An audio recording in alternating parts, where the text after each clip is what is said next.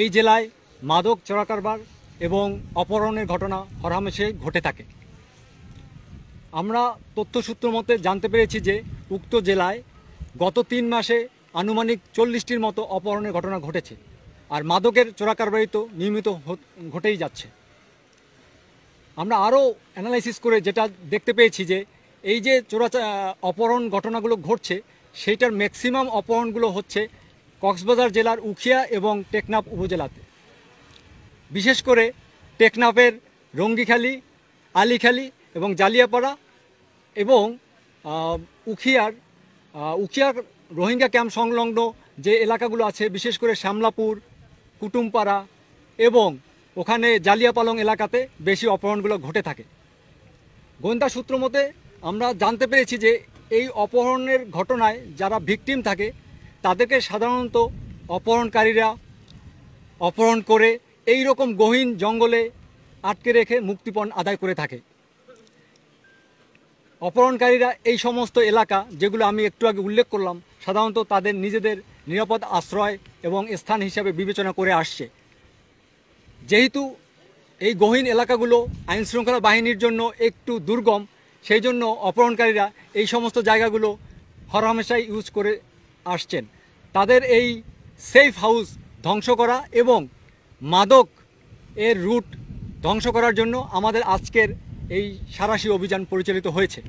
আপনারা জেনে আনন্দিত হবেন যে আজকের এই অভিযানে আমাদের বাংলাদেশের আইনশৃঙ্খলা বাহিনীর সকল ডিপার্টমেন্টের প্রতিনিধিত্ব ছিল। র্যাবের পাশাপাশি বাংলাদেশ নৌবাহিনী, BGB, APBN, police, narcotics department এবং বন বিভাগ, এছাড়াও ফায়ার সার্ভিস কর্মীরাও আমাদের সাথে অংশগ্রহণ করেছে। সর্বমোট 467 জনের মতো ফোর্স নিয়ে আমরা অত্র এলাকাতে গহীন জঙ্গলে সাঁড়াশি অভিযান পরিচালনা করেছি।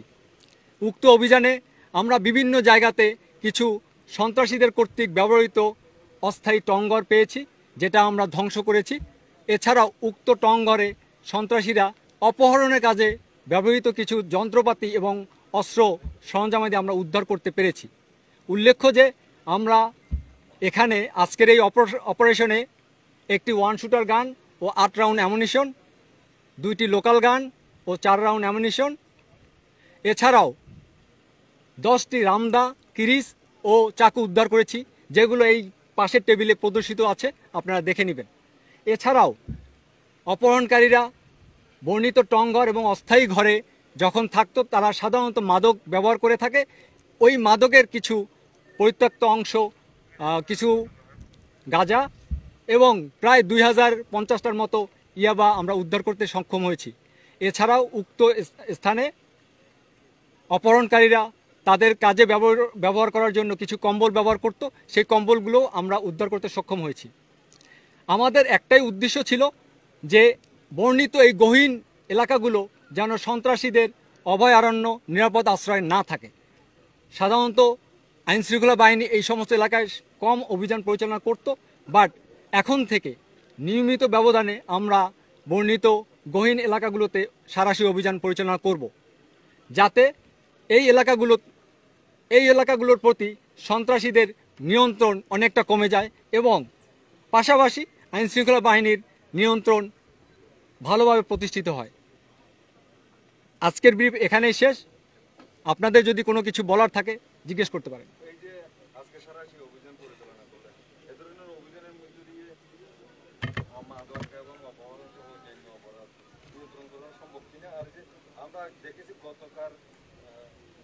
সরকারের সময়ে এক শ্রেণীর গডফাদার নিয়ন্ত্রণ, এখন নতুন ধরনের গডফাদারের সৃষ্টি হয়েছে বলে মনে করছি। Thank you very much.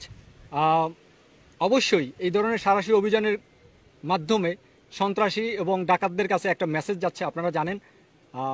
সেই কারণে ওরা এই যে গহীন এলাকাগুলোকে ওদের নিরাপদ আশ্রয় হিসেবে ব্যবহার করছিল, এখন কিছুটা হইলেও দ্বিধাদ্বন্দ্ব থাকবে, তারা হরহামেশাই এখানে আসতে পারবে না। আর যেহেতু আমাদের এখানে পরিচিতি চলে আসছে, আমরা অত্র এলাকার নিয়ন্ত্রণ নিয়েছি এবং একটু আগে আমি বলেছি যে মাঝে মধ্যেই আমরা এখানে অপারেশন পরিচালনা করব। সুতরাং ওরা ভিকটিমদেরকে এখানে এসে আটকে রাখার ক্ষেত্রেও দুইবার চিন্তা করবে যে এখন কনফিডেন্টলি আটকে রাখা যাবে কি যাবে না। সো অবশ্যই আজকের এই অপারেশন সন্ত্রাসীদের জন্য একটা কঠোর এবং কঠিন মেসেজ বলে আমি মনে করি। জি স্যার, ধন্যবাদ আপনাকে। আমি নাসিরউদ্দিন যুগান্তর না, আমার ওই যে আরেকটা প্রতিনিধি প্রশ্ন ছিল। একটা মিনিট, গডফাদারের আচ্ছা করে গডফাদারের সৃষ্টি হয়েছে। অন্যান্য গডফাদার আমরা জানি যতটুকু তারা আত্মগোপনে আপনি যেভাবে আপনার পয়েন্ট আমি বুঝতে পেরেছি, আপনি যেভাবে বলেছেন যে এখানে অপরাধী সে হোক উঁচু মাপের, সে হোক গ্রাউন্ড লেভেলের, আমাদের কাছে আইন শৃঙ্খলা বাহিনীর কাছে অপরাধীকে কখনোই আমরা ভাবি না যে সে খুব উঁচু মাপের হোয়াইট কলারের অপরাধী। সুতরাং আমরা সব সময় উঁচু পর্যায়ের হোক আর নিম্ন লেভেলের হোক সকল অপরাধীকে পাকড়াও করব এবং এরকম সাঁড়াশি অভিযান সবার এগেনস্টেই আমরা কন্ডাক্ট করব। আমার প্রশ্নটা ছিল স্যার, আমি ছেলে হিসেবে স্থানীয় এই রংখালির ছেলে, ওকে, যতটুকু ইনফরমেশন রয়েছে এবং আমরা যতটুকু জানি, আপনারা যখন এখানে মুভ করছিলেন তখন যে সমস্ত অপরাধীদেরকে আপনারা খোঁজার জন্য এখানে এসেছেন তারা কিন্তু এখানে নাই। তারা কক্সবাজারে বিভিন্ন বারাবাসা নিয়ে বিভিন্ন জায়গায় চলে গেছে, পরবর্তীতে ওইটা আসবে। এখানে অভিযান করছেন, তারা সেফ জোনে চলে গেছে। সেই সেফ জোনগুলো চিহ্নিত করে মাদক কারবারিতে যারা বড় বড় অস্ত্রধারী যারা, তাদেরকে শনাক্ত করা হবে কিনা।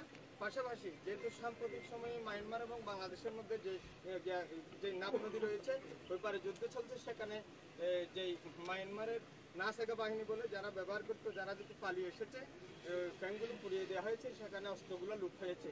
সেই অস্ত্রের অধিকাংশ কিন্তু আমাদের এই টেকনাফে চলে এসেছে, বাড়ি অস্ত্র। এগুলো উদ্ধার করার কোনো আপনাদের পরিকল্পনা আছে কিনা? ধন্যবাদ।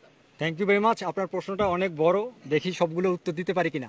ফার্স্ট অফ অল হচ্ছে, আপনি বলেছেন যখন আমরা এখানে অভিযান পরিচালনা করছি বা পরিকল্পনা করে যখন আসছি, সেক্ষেত্রে সন্ত্রাসীরা আমাদের উপস্থিতি টের পেয়ে বা আগেই তথ্য পেয়ে পালিয়ে গেছে। আপনি অনেকটা সঠিক বলেছেন, এটা হয় স্বাভাবিক। দিনের বেলাতে এতগুলো ফোর্স একসাথে জড়ো করে একটা জায়গাতে অপারেশন পরিচালনা করলে তথ্য গোপন রাখা অনেক কঠিন, তো সেটাও আমরা জানি। তারপরেও যেহেতু সন্ত্রাসীরা এখান থেকে পালিয়ে অন্য জায়গায় স্থান নিয়েছে, আমরা সেগুলো চিহ্নিত করার চেষ্টা করছি এবং সেখানেও আমরা হানা দিব। সন্ত্রাসীদেরকে টেকনাফ, উখিয়া কোনো এলাকাতেই আমরা থাকতে দিব না, এটা হচ্ছে আমাদের প্রতিজ্ঞা। আর একটা বিষয় আপনি বললেন যে মিয়ানমারের ওপারে যে অস্ত্রগুলো লুট হয়েছে, কিছু কিছু আমাদের দেশে আসছে, সেইগুলো উদ্ধারে আমরা কি প্রচেষ্টা করছি। এইটার জন্য আমাদের আইনশৃঙ্খলা বাহিনী সব সময় সর্বদা সচেষ্ট আছে। চেষ্টা করছি যখন যেখানে এই অস্ত্রের সন্ধান পাবো, তথ্য পাবো, আমরা সেখানে হানা দিব।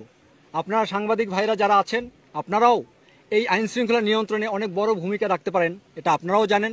সো আমি বলবো আপনাদের কাছে, আপনার রিকোয়েস্ট থাকবে যে এই জাতীয় তথ্য আপনাদের কাছেও যদি থাকে আপনারা আমাদেরকে দিন।